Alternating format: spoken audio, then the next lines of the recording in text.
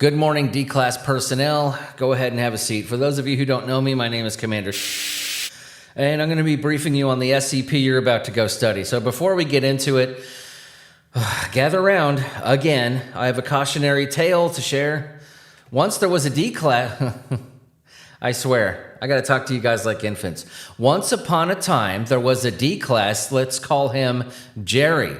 Jerry stumbled upon SCP-914, the clockwork object. Instead of heeding warnings, he decided to test it with a banana. The machine properly turned the banana into a super intelligent, talking fruit, about 9 feet tall. The banana wanted to become the new site director, leaving Jerry unemployed and potassium deficient. Moral of the story, leave the experiments to the scientist, don't take your lunch to the job. Now what we're looking at today, SCP-2030, Object Class Keter.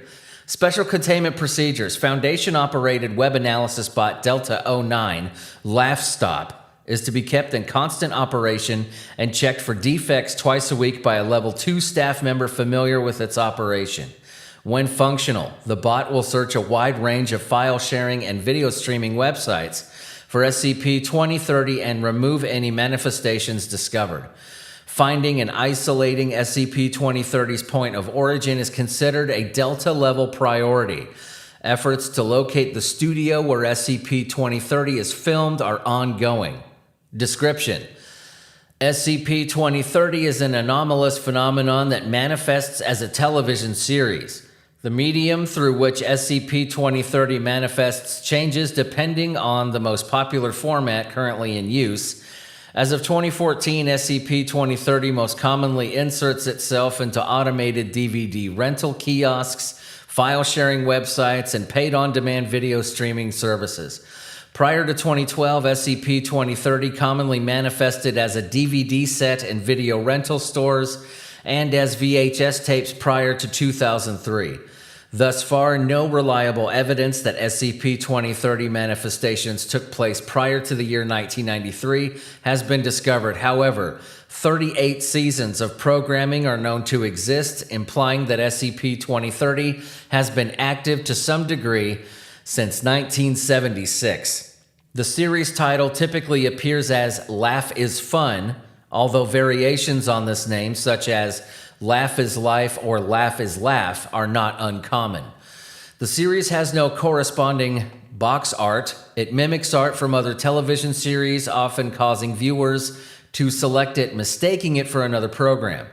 The show is a hidden camera comedy series showcasing the candid responses of various people to bizarre, disturbing, and often anomalous situations. Episodes usually run between 10 and 12 minutes and feature introductory and closing segments that bookend the hidden camera footage. No episode to date has had an end credit roll. SCP-2030-1 is a presumably human adult male that serves as the show's host, providing introductory and closing commentary as well as appearing to victims to reveal that they're being filmed for a TV series. Dash 1 is invariably shown wearing a royal blue three-piece suit with black and white wingtip shoes. Due to the way in which the scenes are filmed, Dash 1 is only seen from the neck down, making identification difficult. It refers to itself as Laffy McLafferson. Individuals appearing on the show often react to the events that they witness with panic or distress, but appear immediately calmed upon the appearance of SCP-2030-1. This is true even when the individual in question has sustained significant bodily harm or witnessed a particularly traumatic event. Additionally, most recorded individuals seem to express some degree of familiarity with Dash 1, with some claiming to be fans of the show. Research into whether 2030 uses its viewership as its victim selection pool is ongoing. Episodes follow a particular theme that each prank segment alludes to. Dash 1 introduces these themes at the beginning of each episode in an as-of-yet unidentified film studio, whilst standing on top of bright yellow stage decorated with oversized geometric shapes of various colors. Episode themes vary from the mundane, such as the beach, pets, and candy, to the strange and violent, such as mail fraud, arson, and terrorism. SCP-2030-1 delivers a similar speech at the end of the program to close out the show. At the end of each episode, the camera pulls back and around from SCP-2030-1 stage to show the studio audience, which usually comprises the individuals featured in the episode. During this time, the words "filmed in front of a studio audience created in partnership with YWTG THFT" are superimposed over the footage in white text. Research into the identities of the people featured in the show's prank segments has revealed that they are all persons who were officially documented as having died or gone missing in the year they appeared on the program. Thorough investigations into the deaths of SCP-2030 participants have revealed a number of inconsistencies and contradictions in matters concerning the circumstances of the deaths. Additionally, exhumations of the individuals' remains have revealed that all record participants' bodies are currently missing. The general consensus among researchers assigned to SCP-2030 is that victims are likely abducted after their use in the show, with their disappearances covered up when possible. However, no concrete evidence connecting the individuals' deaths with SCP-2030, besides the show's footage, has yet to be found. Addendum. The following is, let's see here. Here we go. Examples of pranks featured on the program. Season 24, 2000. The year 2000. You get it? Okay, great. Bunch of fucking geniuses in here. Episode theme, swelling. Individuals involved. Macy Gershom and Kyle Parker killed by a hit-and-run driver on 9/18/2000. Scene description. An elderly woman sits on a park bench, feeding nearby pigeons with seed from a bag. Gershom and Parker, a couple, walk down a park path and approach the woman. Once the two come within approximately 1.5 meters of the elderly woman, a swarm of pigeons fly into the elderly woman's mouth, causing her stomach to become severely engorged and quickly rupture. The couple express great distress at the event until -1 emerges from the elderly woman's open stomach cavity, at which point Gershom and Parker appear relieved. Season 21, aired in 1997. Episode theme, Margaret Thatcher. Individuals involved. Doris Carter died of ovarian cancer, 2/24/97. Scene description.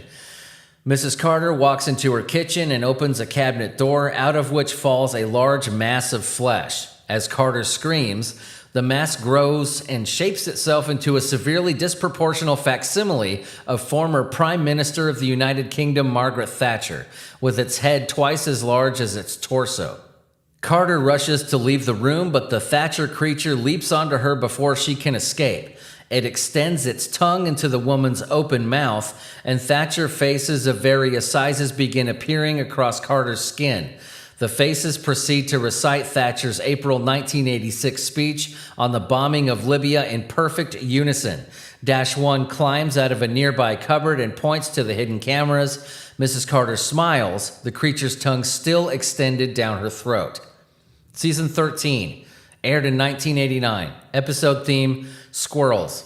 Individuals involved. Melissa and Travis Englund disappeared, last seen 5/12/89. Scene description.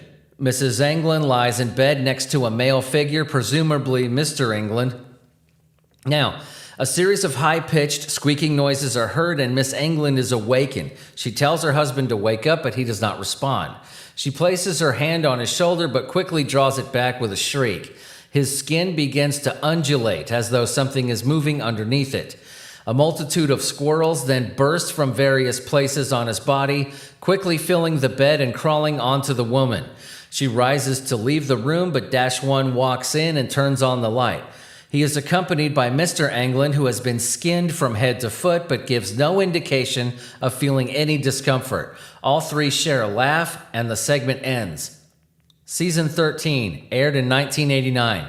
Episode theme, tracheotomies.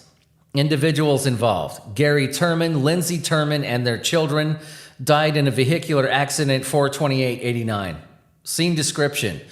The four sit around a dinner table eating a meal. Mr. Turman begins coughing and gasping for air as if choking. As the others at the table begin to panic, a pair of slits appear on Turman's throat, allowing him to breathe. These slits quickly become nostrils, which rapidly grow into a full nose, which in turn becomes an entire second head, identical to Turman's original. This second head then sprouts a neck of its own, and the entire process repeats. This continues until 18 necks and heads have sprouted from the original, at which point -1 steps out from underneath the table. Everyone present erupts into raucous laughter, including all 19 of Mr. Terman's heads. Season 37 aired in 2013, episode theme Cephalopods. Individuals involved: Rebecca Nash, surgeons unidentified, died of complications in child delivery on 11/02/13. Hospital records show no evidence of anomalous activity during birth. Scene description: a team of obstetricians perform a cesarean section procedure on Mrs. Nash, who was in labor. The team comment on the size of the child's cranium and the amount of hair present on it. Several minutes into the procedure, a doctor makes an exclamation of surprise and drops the instrument on the floor. Muffled vocalizations can be heard in the background. The rest of the staff begin to panic as the head emerges, unassisted from Nash, causing her a great deal of pain.